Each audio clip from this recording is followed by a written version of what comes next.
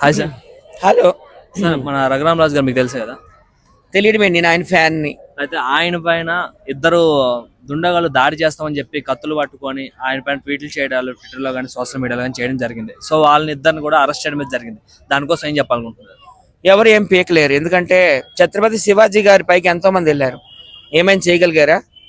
స్వామి వివేకానందన్ కూడాను ఏదో చేయాలనుకున్నారు, ఏమైనా చేయగలిగారా? నరేంద్ర మోడీ మీద కూడా ఎంతో మంది వెళ్ళారు, ఏమైనా పీకగలిగారా? అలాగే పవన్ కళ్యాణ్ దగ్గరికి కూడా చాలా మంది వెళ్ళారు, ఏమైనా చేయగలిగారా? ఇప్పుడు ఆయన డిప్యూటీ సీఎంఐ కూర్చున్నారు అసెంబ్లీలో. అలాగే ట్రిబుల్ ఆర్, ఈయన కూడా ఏం చేయలేరు, ఎందుకంటే వీళ్ళందరూ సనాతన ధర్మం కోసం, హిందూ ధర్మం కోసం నిత్యం పోరాటం చేసేవాళ్ళు. ఈ మధ్య ఆయన ఆకువీడులో పెద్ద రామాలయం కూడా కట్టిస్తున్నారు. ఆకువీడులో అయితే ఎన్నో చర్చిలు ఉన్నాయండి, ఆ మండలంలో 150 దాకా చర్చిలు ఉన్నాయి. మేము హిందువులు ఎప్పుడైనా కానీ వెళ్ళి అడ్డుపడ్డామా? ఎందుకంటే మేము అన్ని మతాలను గౌరవిస్తాం. కానీ మేము రామాలయం నిర్మించుకుంటే అది బాగా ఓల్డ్ అయిపోయింది, కూలిపోయింది, దాన్ని మళ్ళీ రీకన్స్ట్రక్ట్ చేస్తున్నాము. ఎన్ని రాజకీయాలు చేశారు, ఏమైనా ఆపగలిగారా? చివరికి ఎవరు గెలిచారు? ట్రిబుల్ ఆర్, హిందూయిజమే గెలిచింది, సనాతన ధర్మమే గెలిచింది. ఎన్నో చేస్తూ ఉంటారు. ఆయన కూడా పాపము జైల్లో పెట్టి పాదాల మీద కొట్టి చాలా హింసలు పెట్టారు, క్రూరంగా చాలా బ్రూటల్ ట్రీట్మెంట్ ఇచ్చారు. చివరికి ఏమైంది? చిచ్చుగా ఓడిపోయింది ఆ పార్టీ, కేవలం 11 సీట్లకే పరిమితి అయింది. అయితే సనాతన ధర్మం కోసం ఆయనతో పెట్టుకుంటే సనాతన ధర్మంతో పెట్టుకున్నట్టే, శ్రీరాముడితో పెట్టుకున్నట్టే. అంటే ఆయన సనాతన ధర్మం వెనకాల నించున్నా అని చెప్పి ఆయన హిందువుల కోసం హిందువుల వెనకాల నించున్నారని చెప్పేసి ఆయన టార్గెట్ చేస్తున్నారు. అంతే, ఇంకేం లేదండి. ఆయన సనాతన ధర్మం కోసం ఫైట్ చేస్తున్నారనే ఉద్దేశంతోనే ఆయన టార్గెట్ గా చేశారు, కానీ ఏం పీకలేరు. ఆయన చాలా బలమైన నాయకుడు. ఆయనకి ఫిల్మ్ ఇండస్ట్రీ నుండి పెద్ద సపోర్ట్ ఉంది, పాలిటిక్స్ నుండి సపోర్ట్ ఉంది, ముఖ్యంగా ప్రజల నుండి కూడా మంచి సపోర్ట్ ఉంది. ఆయన ఇంతకుముందు ఎంపీకి కూడా మంచి మెజార్టీతో గెలిచారు, తర్వాత ఎమ్మెల్యేకి గెలిచారు, ఇప్పుడు డిప్యూటీ స్పీకర్కి కూడా ఉన్నారు. ఆయన ఎవ్వరు ఏం చేయలేరు. అయితే వాళ్ళని బెదిరించింది కూడా, ఆయన కత్తులు పడిన బెదిరించింది కూడా ఎవరైతే మతం మారిన దళిత క్రిస్టియన్లు అని చెప్పేసి చెప్పడం మీద జరిగింది. సో దానికోసం ఏం చెప్తారు? వాళ్ళు ఒరిజినల్ క్రిస్టియన్స్ కాదు. మదర్ తెరీసా అని అప్పట్లో వచ్చింది, ఆమె సేవ అనే పేరుతో మొత్తం అందరికి కూడా మత మార్పిడిలు చేసేసింది, అందరికీ తెలుసు. సేమ్ అలాగే వీళ్ళంతా కూడా ఫేక్ పాస్టర్లు అనమాట. ఫేక్ పాస్టర్లు అని అనుకోవచ్చు, వాళ్ళకి భయపడాల్సిన పని లేదు. మన శ్రీరాముని తిట్టిన వాళ్ళు ఏమయ్యాడు? కత్తిమాయేసి ఏమయ్యాడు? హైవే రోడ్డు మీదే రక్తపాతం అయిపోయినాడు. ఇంకో పాస్టర్ ఏమయ్యాడు? రాజమండ్రిలో గోతులోకి వెళ్ళిపోయాడు బండితో తిన్నగా. సో అలాగే ఎవరైతే సనాతన ధర్మం వ్యతిరేకంగా మాట్లాడుతున్నారో, సనాతన ధర్మాన్ని నాశనం చేయాలని చూస్తున్నారో, మన స్టాలిన్ ఏమయ్యాడు? ఆయన సీఎంగా ఓడిపోయాడు, ఎమ్మెల్యేగా కూడా ఓడిపోయాడు, పార్టీ చిచ్చు అయిపోయింది ఇప్పుడు. సో సనాతన ధర్మం కోసం పెట్టుకోవచ్చు. ట్రిబుల్ ఆర్తో పెట్టుకుంటే ఒక ఛత్రపతి శివాజీతో పెట్టుకున్నట్టే, ఒక నరేంద్ర మోడీతో పెట్టుకున్నట్టే, ఒక పవన్ కళ్యాణ్తో పెట్టుకున్నట్టే. అందరూ కూడా హిందూ బంధువులందరూ కూడా ఐక్యంగా ఉండండి.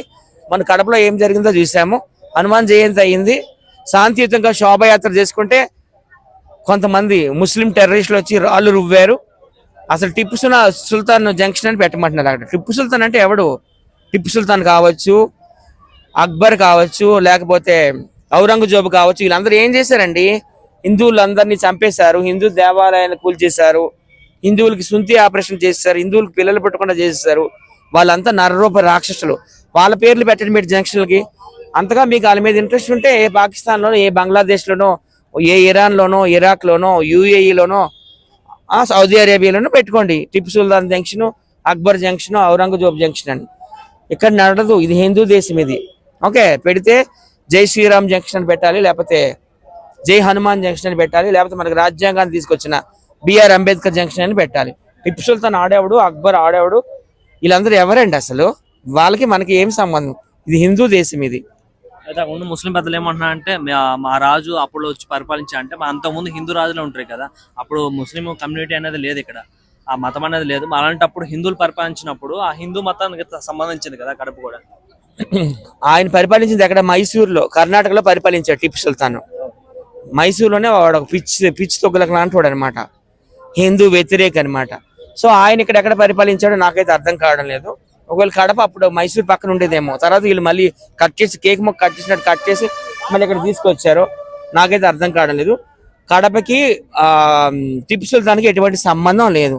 ఆయన మైసూరులో పరిపాలించాడు, ఆయన కర్ణాటక రాష్ట్రాన్ని పరిపాలించాడు, ఇక్కడైతే లేడు.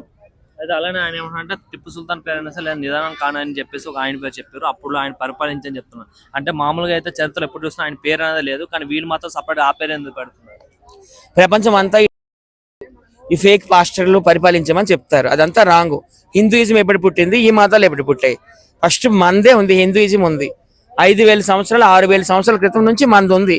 సో మనం ముందున్నాం. మనం పరిపాలించినాక వాళ్ళు ఆక్రమించుకున్నారు, కబ్జా చేసుకున్నారు. అంతకుమించి ఏం లేదు. హిందూ దేవాలయాన్ని కూల్చేశారు, హిందువులందరికీ మత మార్పిడిలు చేసేసారు.